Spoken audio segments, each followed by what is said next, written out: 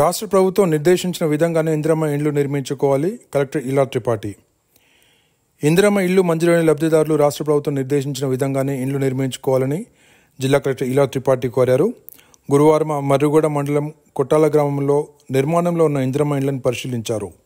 కాగా కొట్టాల గ్రామానికి ఇందిరమ్మ ఇండ్ల పథకం కింద 55 ఇండ్లు మంజూరు కాగా ఇప్పటి వరకు 18 ఇండ్లకు సంబంధించి బేస్మెంట్లు పూర్తయ్యాయి. ఇందులో 10 మందికి బేస్మెంట్ల బిల్లులు కూడా చెల్లింపులు చేసినట్టు గృహ నిర్మాణ శాఖ పీడీ రాజ్ కుమార్ జిల్లా కలెక్టర్కు తెలియజేశారు.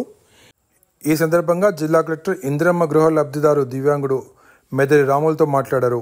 10 సంవత్సరాల నుండి తాము గుడిసెలోనే ఉంటున్నామని, ఇప్పుడు ఇందిరమ్మ ఇల్లు వచ్చిందని, ఇందిరమ్మ ఇల్లు రావటం పట్ల తనకు సంతోషంగా ఉందని తెలిపారు.